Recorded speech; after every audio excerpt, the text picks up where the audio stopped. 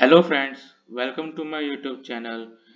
इस वीडियो के माध्यम से मैं आपको हाल ही में दिल्ली के उपराज्यपाल श्री वीके सक्सेना की अध्यक्षता में डीडीए की बोर्ड मीटिंग में लिए गए फैसलों की जानकारी दूंगा।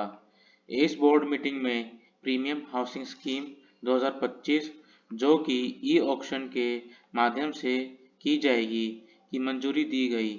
इसके अतिरिक्त मुखर्जी नगर के सिग्नेचर व्यू अपार्टमेंट्स जो कि खतरनाक घोषित किया जा चुका है और दोबारा नए बनने हैं, उनके ओनर्स को रेंट की मंजूरी तथा दिल्ली में कमर्शियल प्रॉपर्टी को बूस्ट करने के उसके कॉम्बिनेशन चार्ज में भारी कटौती तथा नरेला सब सिटी के विकास के लिए लैंड यूज चेंज की मंजूरी तथा बल्क में फ्लैट्स परचेज पर डिस्काउंट शामिल हैं। डीडीए की इस बोर्ड मीटिंग में जो 11 जुलाई 2025 को उपराज्यपाल श्री वीके सक्सेना की अध्यक्षता में हुई डीडीए प्रीमियम हाउसिंग स्कीम 2025 को मंजूरी दे दी गई। डीडीए इस प्रीमियम हाउसिंग स्कीम 2025 में बहुत जल्द ही ई ऑक्शन के माध्यम से स्कीम लॉन्च करने वाली है।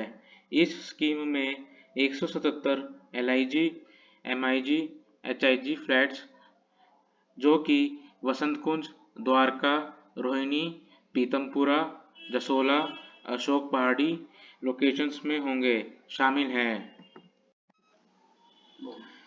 इस स्कीम में 177 रेजिडेंशियल फ्लैट्स के अतिरिक्त 67 कार या स्कूटर गैराज भी ई ऑक्शन यानी नीलामी के माध्यम से बेचे जाएंगे।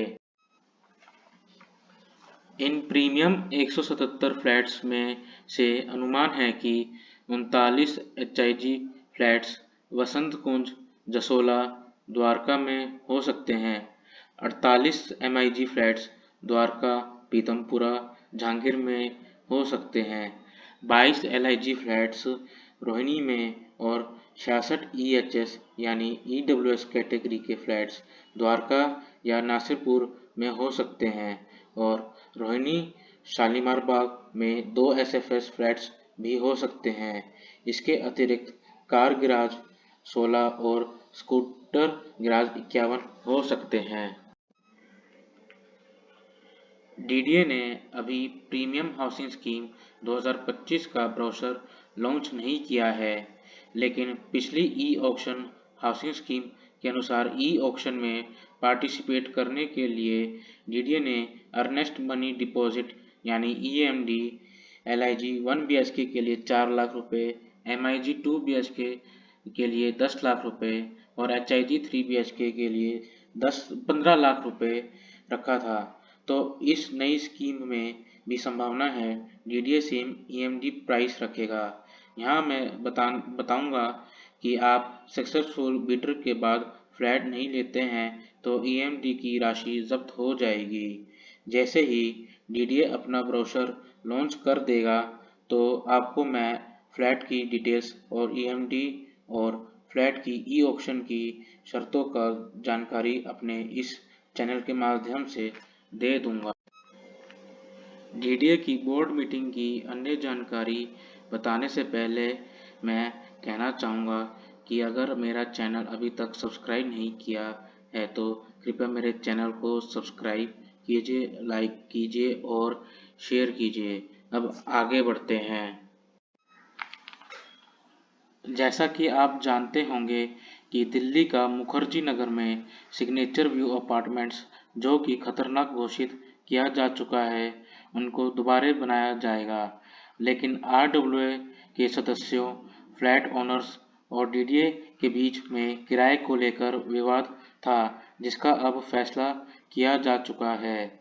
इन फ्लैट मालिकों को एचआईजी फ्लैट्स के लिए 50,000 रुपये महीना और एमआईजी फ्लैट्स ओनर्स को 38,000 रुपये महीना किराया दिया जाएगा और ये किराया जब से फ्लैट खाली किया है और जब तक नए फ्लैट्स का पोजेशन नहीं मिलता 10% वार्षिक वृद्धि दर से मिलता रहेगा।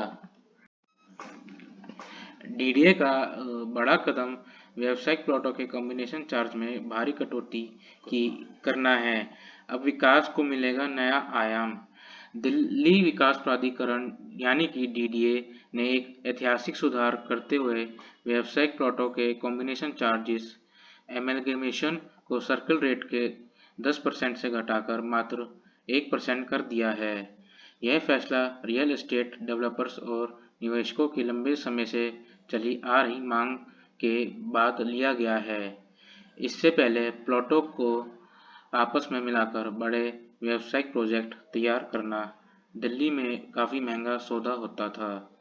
इसका नतीजा ये था कि गुरुग्राम, नोएडा और ग्रेटर नोएडा जैसे पड़ोसी क्षेत्रों में निवेश तेजी से बढ़ा, जबकि दिल्ली की कई व्यावसायिक और औद्योगिक जमीनें बिना उपयोग के पड़ी रही।